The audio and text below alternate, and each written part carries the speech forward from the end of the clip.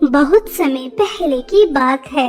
सोनापुर नामक गांव में 3 बहनें पूनम, संध्या और वर्षा, तीनों बहनें अपनी माँ कलावती के साथ रहती थी। तीनों बहनें बहुत ही ज्यादा सुंदर थी, लेकिन वह हमेशा दस्ताने पहने रखती थी। वह किसी भी चीज को हाथ नहीं लगा सकती थी।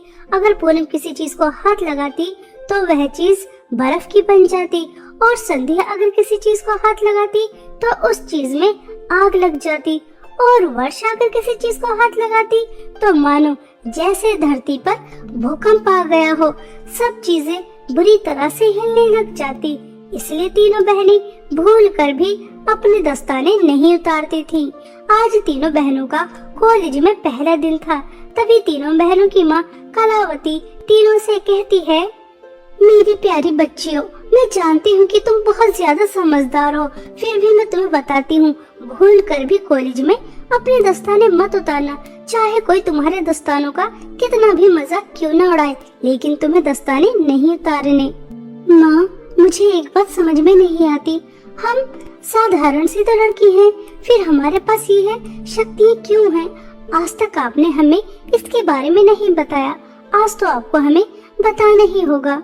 ठीक है बेटा, यह बात बहुत पुरानी है। यह सब कुछ तुम्हारे पिताजी की वजह से हुआ। तुम्हारे पिताजी एक लड़की से प्यार करते थे और उन दोनों की शादी भी होने वाली थी। शादी वाले दिन ही तुम्हारे पिता को पता चला जिस लड़की से वह प्यार करते हैं असल में वह चुड़ैल है, जिसने सुंदर लड़की का मुखौटा पहन रखा है। तभी तुम्हारे पिताजी उस चुड़ैल को मंडप में छोड़कर भाग गए और उन्होंने मुझसे शादी कर ली। और जब इस बात की खबर चुड़ैल को लगी तो उसने तुम्हारे पिताजी को श्राप दिया कि तुम्हारे यहाँ पर जो भी संतान होगी वह साधारण नहीं होगी। उस चुड़ैल के श्राप की वजह से ही तुम तीनों किसी चीज को हाथ नहीं लगा सकती बेटा। पिताजी को ऐसा नहीं करना चाहिए था। अगर वह चुड़ैल से प्यार करते थे तो उसे शादी भी कर लेते। उनकी वजह से हमें ये श्राप तो मिला नहीं होता। हम तीनों बहनों को कितनी परेशानी होती है हम ही जानते हैं। ऐसा कहकर तीनों बहनें कॉलेज चली जाती हैं। तभी तीनों बहनों को कॉलेज की सीनियर लड़कियां देख लेती हैं और वह उनके पास जाती हैं और उनसे कहती हैं, आज तुम तीनों बहनों का इस कॉलेज में पहला दिन है और हम इस कॉलेज की सीनियर लड़कियां हैं, इसलिए तुम्हारी रैगिंग होनी तो जरूर है। और ये क्या तुमने बकवास से दस्ताने पहन रखे हैं? चलो जल्दी से सबसे पहले इन दस्तानों को उतारो, उसके बाद हम तुमसे बात करते हैं। सॉरी दीदी, हम यह दस्ताने नहीं उतार सकते, आप हमसे ऐसे ही बात कर लीजिए। सॉरी। काजल, आज तक मैंने तुम्हारी इतनी इंसल्ट होते नहीं देखी। ये आज ही इस कॉलेज में आई है और आज ही तुम्हारी बात नहीं मान रही। काजल, तुम्हें इन्हें सबक सिखाना चाहिए, वरना आज इनकी इतनी हिम्मत हो रही है, कल और हिम्मत हो जाएगी और उसके बाद इस कॉलेज में कोई भी तुम्हारी बात नहीं सुनेगा। हाँ दिव्या, तुम बिल्कुल सही कह रही हो और तुम बेवकूफ लड़की हो। ये जो तुमने बेवकूफी की है ना मेरी बात ना मानकर, इसकी सजा तो तुम्हें जरूर मिलेगी। पूनम, तुम इस पूरे कॉलेज के 20 चक्कर लगाओगी और संध्या तुम इस पूरे कॉलेज की सफाई करोगी। वर्षा, तुम जितने भी वॉशरूम और जितने भी टॉयलेट्स हैं उन्हें तुम साफ करोगी और यह काम 2 घंटे के अंदर अंदर हो जाना चाहिए। अगर 2 घंटे के अंदर अंदर नहीं हुआ तो तुम्हें और बड़ी पनिशमेंट मिलेगी। समझ आ रही है या फिर मैं तुम्हें अपने स्टाइल में समझाऊं? बेचारी तीनों बहनें अपने काम में लग जाती हैं। पूनम पूरे कॉलेज के 20 चक्कर लगाती है, जिसकी वजह से वह थककर नीचे गिर जाती है और संध्या पूरे कॉलेज की सफाई करती है और वर्षा बेचारी सारे टॉयलेट, सारे वॉशरूम साफ करती है।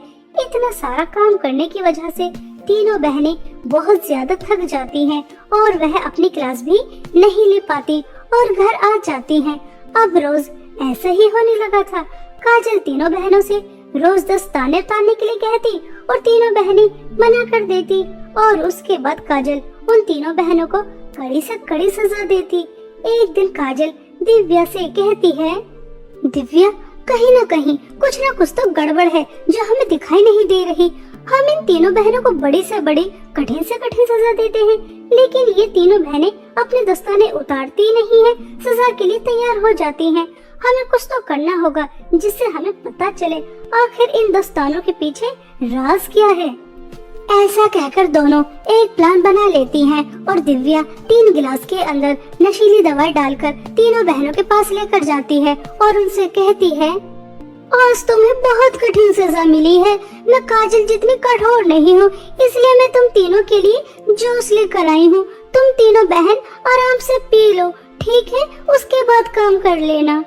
बेचारी तीनों बहनों को कहाँ पता था कि उनके साथ क्या होने वाला है। जैसे ही तीनों बहनें वह जूस पीती हैं, तो तुरंत तीनों बेहोश हो जाती हैं और उन तीनों के बेहोश होते ही काजल और दिव्या उनके दस्ताने उतार देती हैं। और कुछ समय बाद जब उन्हें होश आता है तो वह देखती हैं कि उनके हाथ में तो दस्ताने ही नहीं है। तभी तीनों बहनें घबरा जाती हैं और संध्या रोते हुए दोनों बहनों से कहती है,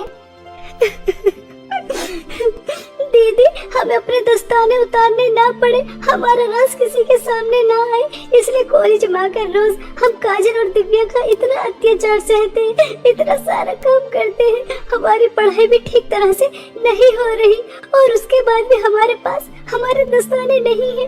लगता है ये राज अब सबके सामने आ जाएगा कि हम साधारण नहीं है, हमारे पास जादुई शक्तियाँ हैं। और उसके बाद दीदी क्या होगा?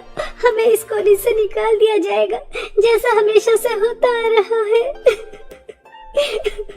संध्या, तुम रोना बंद करो। अब हम तीनों बहनों को यहाँ से बहुत सावधानी से घर जाना होगा। ध्यान रहे गलती से भी हमें कोई ना देख ले। ऐसा कहकर तीनों बहनें जाने लगती हैं, लेकिन इन तीनों बहनों की बातें काजल और दिव्या सुन लेती हैं और जैसे ही छुपकर तीनों बहनें घर जा रही थी, तभी काजल और दिव्या पीछे से तीनों बहनों को धक्का दे देती हैं और वह नीचे गिर जाती हैं। और वही होता है जो होना नहीं था। पूनम की वजह से जमीन बर्फ की बन जाती है और संध्या की वजह से कॉलेज में आग लग जाती है और वर्षा की वजह से धरती हिलने लग जाती है।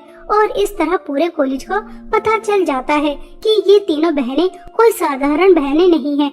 अरे अरे, ये तो हमारे कॉलेज में 3 चुड़ैल बहनें हैं। इन्हें जल्द से जल्द यहाँ से निकालो, वरना ये हमें मारकर खा जाएंगी।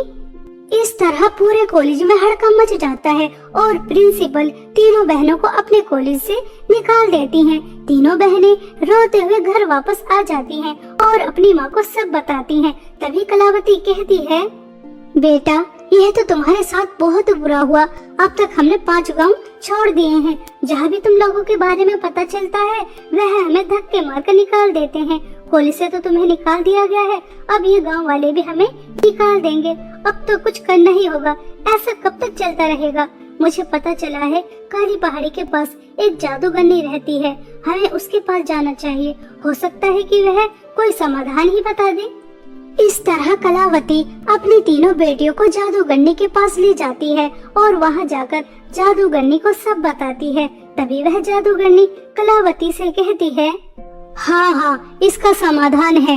मैंने अभी अपने जादुई गोले में देखा है। इन तीनों बहनों को जो श्राप मिला है उससे इन्हें मुक्ति मिल सकती है, लेकिन उससे पहले तेरी इन तीनों बेटियों को ऐसे लड़कों से शादी करनी होगी जिनसे कोई भी लड़की शादी करना कभी पसंद नहीं करेगी। उनसे तेरी बेटियों को शादी करनी होगी और उन्हें सच्चे दिल से अपना पति भी मानना होगा और उनकी सेवा भी करनी होगी, तभी इन्हें श्राप से मुक्ति मिल सकती है। जादूगरनी की बात मानकर कलावती अपनी तीनों बेटियों को जादूगरनी के पास से घर लेकर आ जाती है और ऐसे 3 लड़कों को ढूंढने निकल जाती है जिन्हें देखकर कोई भी लड़की शादी करना नहीं चाहेगी। कलावती ऐसे ही लड़कों की तलाश कर रही थी। तभी कलावती देखती है एक बूढ़ी औरत एक पेड़ के नीचे बैठी रो रही थी। तभी कलावती उसके पास जाती है और उस बूढ़ी औरत से पूछती है कि वह क्यों रो रही है। तभी वह बूढ़ी औरत कलावती से कहती है, मेरी उम्र हो चुकी है, मेरा कुछ पता नहीं, मैं कब इस दुनिया को छोड़कर चली जाऊं। मरने से पहले अपने तीनों बेटों की शादी देखना चाहती हूँ, लेकिन मेरे बेटों की शादी होती नहीं है क्योंकि एक अंधा है, एक गूंगा है और एक लंगड़ा है। अब तुम ही बताओ, ऐसे लड़कों से वो लड़की शादी कर सकती है? मैं अपने तीनों बेटियों की शादी आपके तीनों बेटों से कराना चाहती हूँ, अगर आपको कोई आपत्ति ना हो तो। कलावती की यह बात सुनकर वह बूढ़ी औरत बहुत ज्यादा खुश हो जाती है और वह अपने बेटों की शादी तुरंत कलावती की बेटियों से कराने के लिए तैयार हो जाती है। और कुछ ही दिनों में बहुत धूमधाम से पूनम, संध्या और वर्षा की शादी उस बूढ़ी औरत के तीनों बेटों से हो जाती है। तीनों बहनें अपने अपने पति की बहुत सेवा करती हैं, उन्हें सच्चे दिल से अपना पति मानती हैं, उनका बहुत ख्याल रखती हैं। लेकिन एक दिन तीनों बहनें बातें कर रही थीं।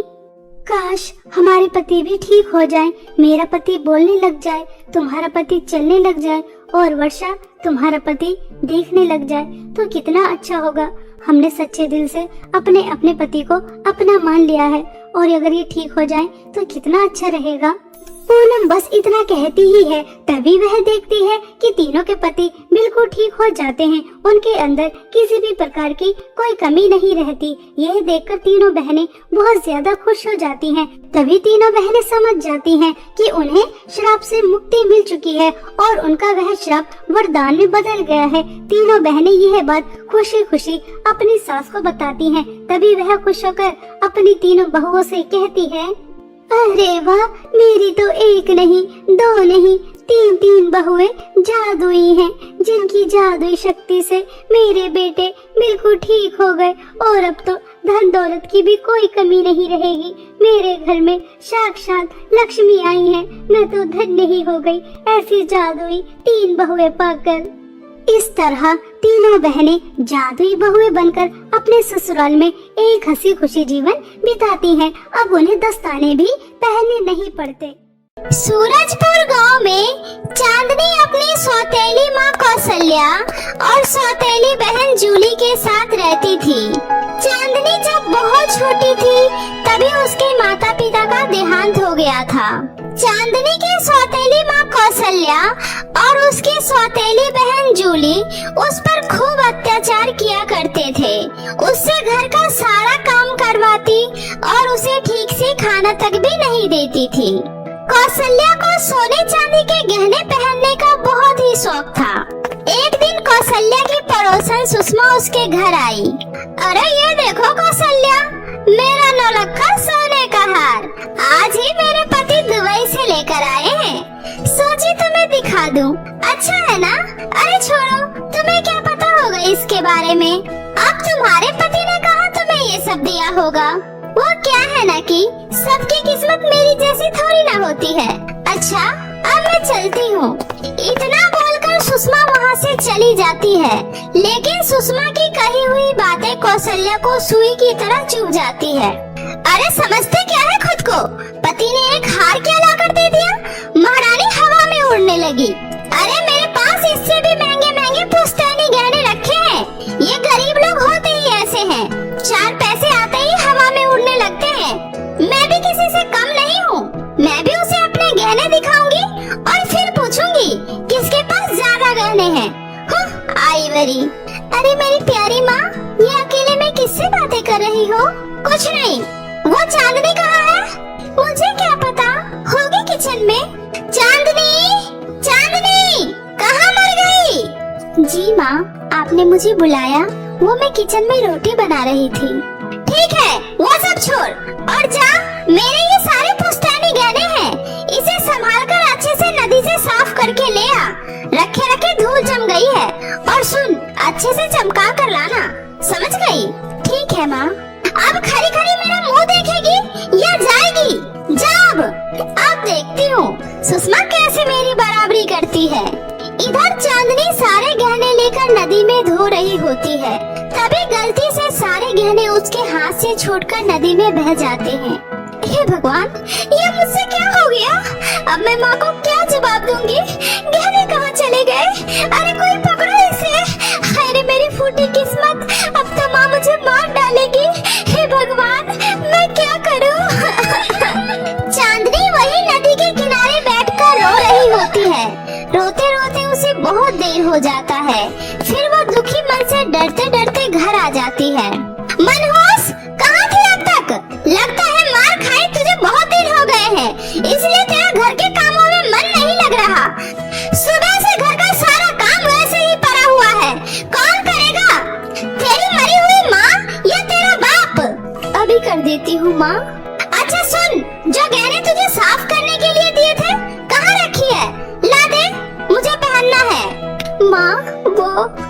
गहने तो। अरे क्या ये वो लगा रखी है, लेकर आना। फिर चांदनी माँ को डरते हुए सारी बात बताती है। यह सब सुनकर तो कौशल्या का गुस्सा सातवें आसमान पर चला जाता है। क्या तूने मेरे सारे गहने नदी में डुबा दिए? अरे करमचली, गहने डुबाने से पहले तू क्यों नहीं उसी में मर गई? कमीनी, तेरी हिम्मत कैसे हुई मेरे गहने डुबाने की? मैं तुझे जिंदा नहीं छोड़ूंगी। माँ, मुझसे गलती हो गई माँ, मुझे मत मारो माँ, मुझे माफ कर दो, मैं आपके पैर पकड़ती हूँ, प्लीज माँ मुझे माफ कर दो। लेकिन कौशल्या उसकी एक नहीं सुनती है और चांदनी की खूब पिटाई करती है। तभी जूली बोलती है, माँ ये ऐसे नहीं मानेगी। माँ, गहने इसने नदी में बहाए हैं ना, अब इसी को बोलो नदी से गहने ढूंढ कर लाएगी। हाँ सुन कमीनी, अब जा और नदी में से मेरे सारे गहने लेकर आ। मुझे किसी भी कीमत पर मेरे गहने चाहिए, वरना तेरी खैर नहीं। अगर गहने नहीं मिले तो मैं तेरा वो हाल करूंगी जो तुम सोच भी नहीं सकती। चल अब जा और गहने के साथ ही घर में कदम रखियो। चांदनी रोते रोते नदी के किनारे चली जाती है और वहीं बैठकर रोने लगती है। हे भगवान, ये मुझसे क्या हो गया? मैं इतनी बड़ी और गहरी नदी में से माँ के गहने कैसे ढूंढूं?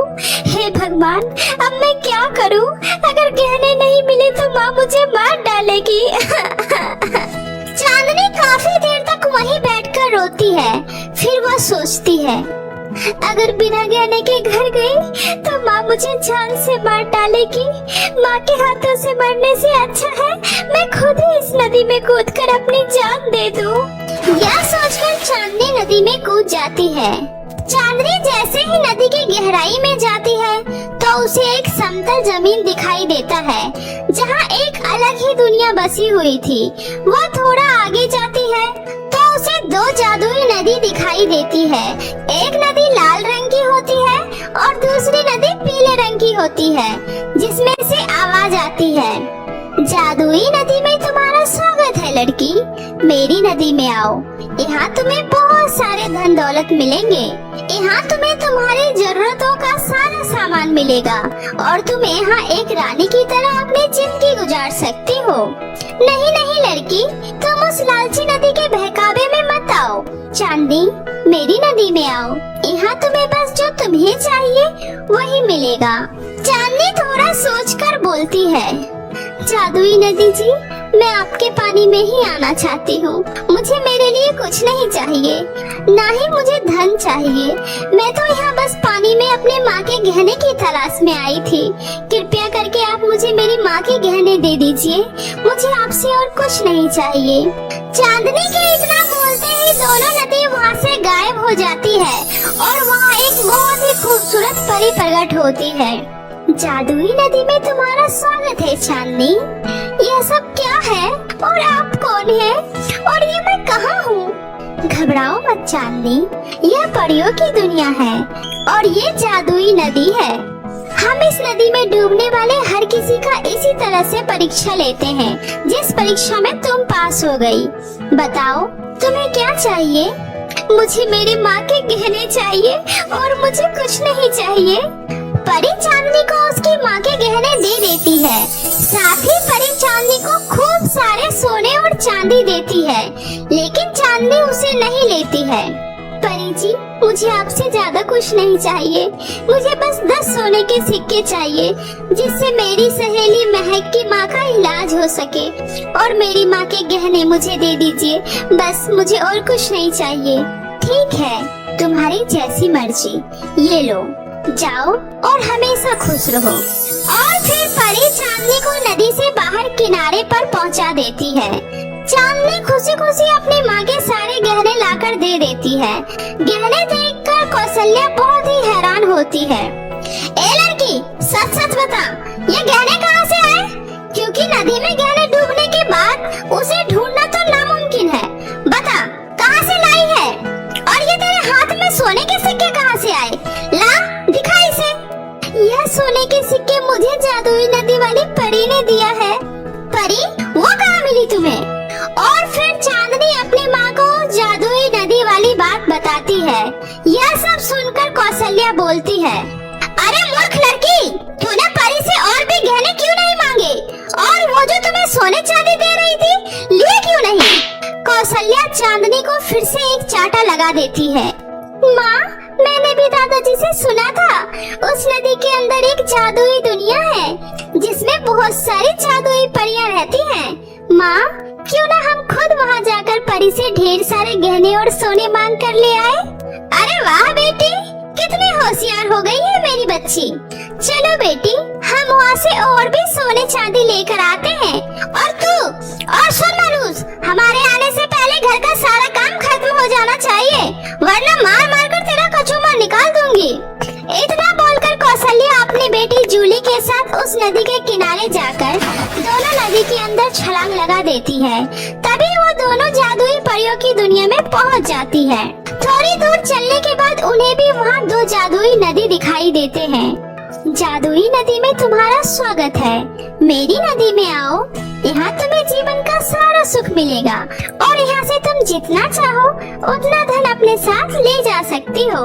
नहीं नहीं, उसकी बात मत सुनना, लालच में मत आना, मेरे पास आओ, मैं तुम्हें सही सलामत इस नदी से बाहर निकाल दूंगी और मैं तुम्हें बदले में 10 सोने के सिक्के दूंगी। मेरी नदी में आओ, मैं तुम्हें ढेरों सोना दूंगी। माँ, इस लाल नदी में चलते हैं, वहाँ से हमें खूब सारे धन दौलत मिलेंगे।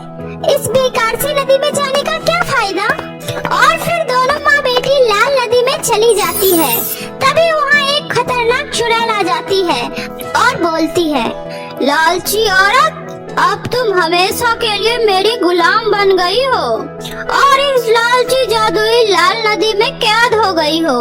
अब से तुम्हें मेरी सारी बातें माननी होगी। मुझे खाना खाना बहुत ही पसंद है और अब से तुम दोनों माँ बेटी को मेरे लिए जिंदगी भर यहाँ रहकर खाना बनाना होगा। नहीं, मुझे माफ कर दीजिए, हमें जाने दीजिए, प्लीज हमें छोड़ दीजिए।